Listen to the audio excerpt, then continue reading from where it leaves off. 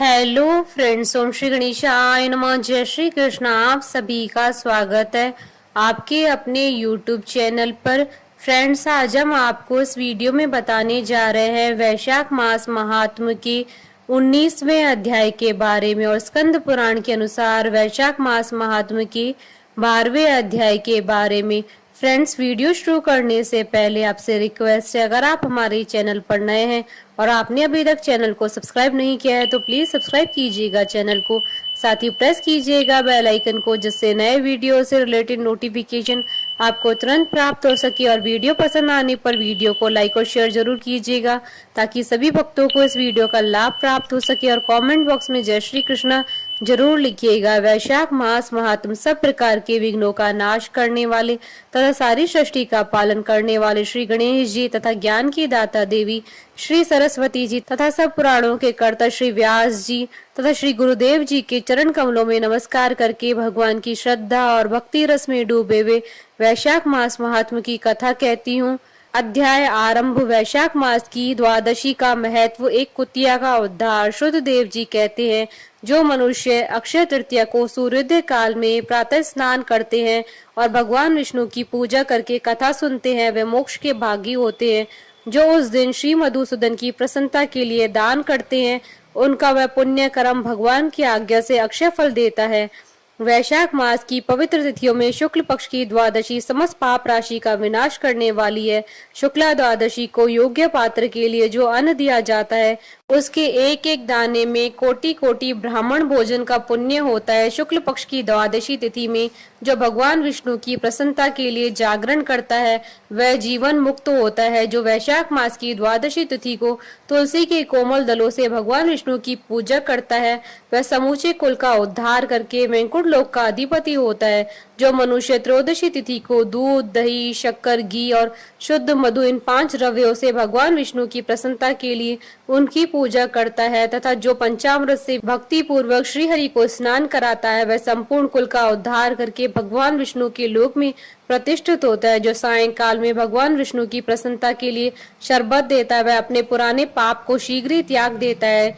वैशाख शुक्ला द्वादशी में मनुष्य जो कुछ पुण्य करता है, वह अक्षय फल देने वाला होता है। प्राचीन काल में कश्मीर देश में देवव्रत नामक एक ब्राह्मण थे। उनके सुंदर रूप वाली एक कन्या थी जो मालिनी नाम से प्रसिद्ध थी। ब्राह्मण ने उस कन्या का विवाह सत्यशील नामक बुद्धिमान द्विज के साथ कर दिया। मालिनी कुमार्ग पर चलने वाली पुंचशली होकर स्वच्छंदता पूर्वक इधर उधर रहने लगी।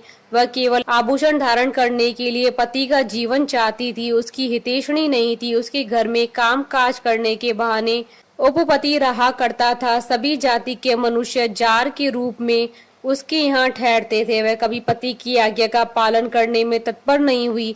इसी दोष से उसके सब अंगों में कीड़े पड़ गए, जो काल, अनंतक और यम की भांति उसकी हड्डियों को भी छेद डालते थे। उन कीड़ों से उसकी नाक, जिह्वा और कानों का उच्छेद हो गया।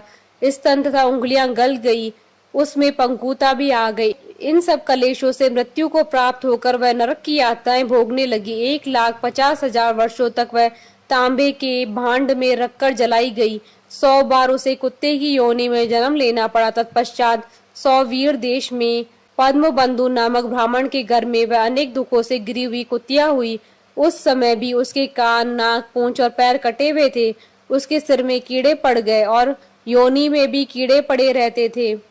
राजन, इस प्रकार 30 वर्ष बीत गए। एक दिन वैशाख मास की शुक्ल पक्ष की द्वादशी तिथि को पद्म बंधु का पुत्र नदी में स्नान करके पवित्र हो भीगे हुए वस्त्र से घर आया। उसने तुलसी की वेदी के पास जाकर अपने पैर धोए। देव योग से वह कुतिया वेदी के नीचे सोई हुई थी।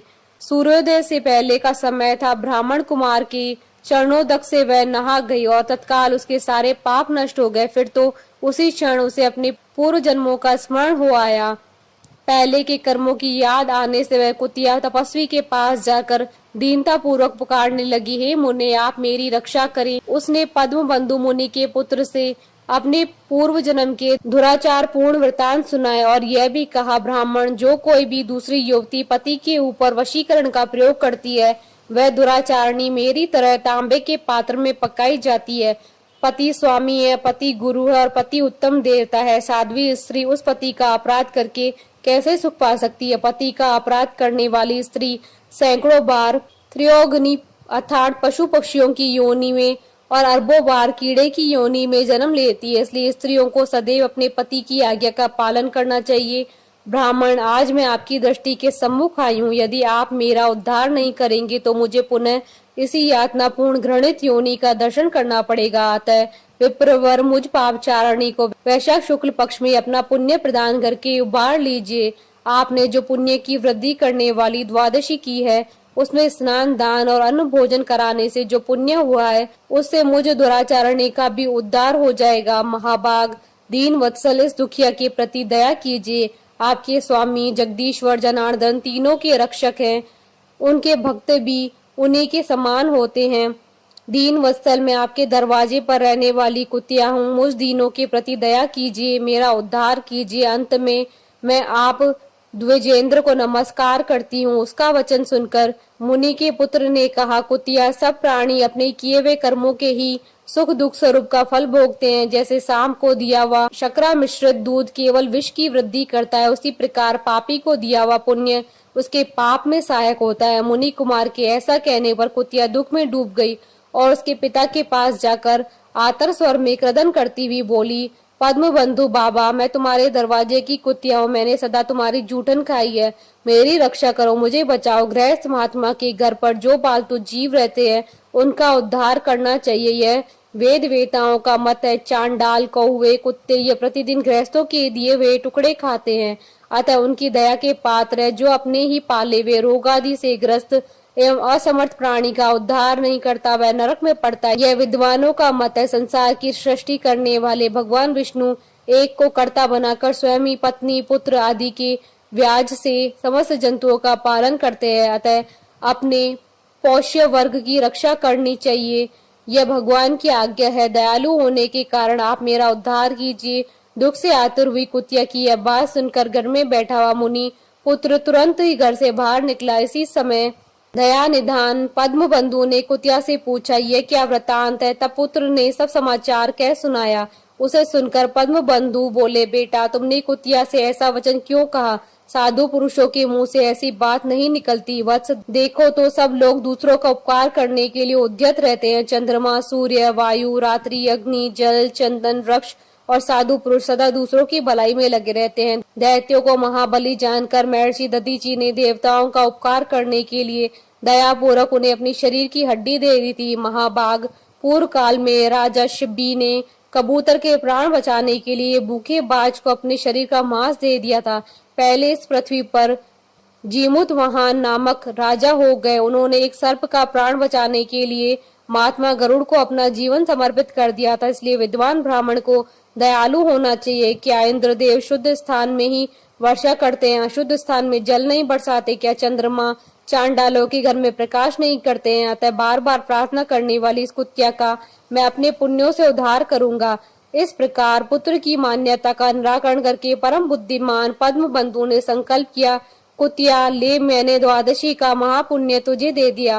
ब्राह्मण के इतना कहते ही कुतिया ने सहसा अपने प्राचीन शरीर का त्याग कर दिया और दिव्य देह धारण कर दिव्य वस्त्रों आभूषणों से विभूषित हो दसों दिशाओं को प्रकाशित करती हुई ब्राह्मण की आज्ञा ले स्वर्गलोक को चली गई। वहां महान सुखों का उपभोग करके इस पृथ्वी पर भगवान नर नारायण के अंश से उर्वशी नाम से प्रकट हुई। इति श्री स्कंद पुराण अंतर्गत वैशाख मास महात्म का 12वां अध्याय संपन्न हुआ। बोलिए भगवान विष्णु की जय, सनातन धर्म की जय। हमारे साथ इस वीडियो में अंत तक बने रहने के लिए आपका धन्यवाद। ओम श्री गणेशाय नमः। जय श्री कृष्ण।